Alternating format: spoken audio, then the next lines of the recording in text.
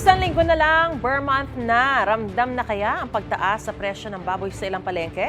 Price check tayo sa unang balita live ni EJ Gomez. EJ, kumusta ang mga presyo dyan?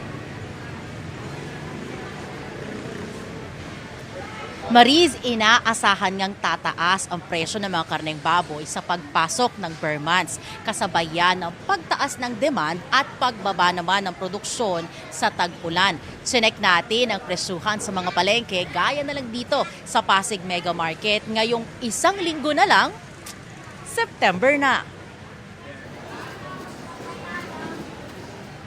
Kalimitang handa tuwing Noche Buena ang ilang putahing baboy tulad ng ham, pork barbecue, crispy pata at lechon.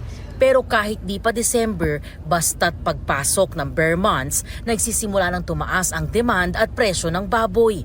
Ayon sa Pork Producers Federation of the Philippines, posibleng umabot sa 350 pesos ang kada kilo ng baboy sa mga palengke sa pagpasok ng Burr months. Ang average farm gate price daw kasi ng baboy na 190 pesos kada kilo, maaaring lumobo sa 230 pesos. Dito sa Pasig Mega Market, ang kada kilo ng liempo nasa 430 pesos ngayon.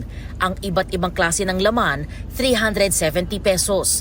Ang ribs, 350 pesos. Habang ang pata, mabibili sa 300 pesos. Ayon sa ilang nagtitinda, bumaba ang presyo ng nakukuha nilang baboy mula sa suppliers nito mga nakaraang linggo. Aabot daw yan sa 50 hanggang 70 pesos kada kilo ng live weight. Huwag daw sanang tumaas para makapagbenta raw sila ng baboy sa mga palengke sa mababang presyo. Dati binta namin 400, ngayon 380, 370. Pero matumal ngayon, baka tataas na siguro kasi Burr month na yun. Sana, wag na nilang munang itaas na kasi ilang linggo pa lang na nagbababa ang presyo. Ngayon pa lang bumabawi yung mga magbababoy.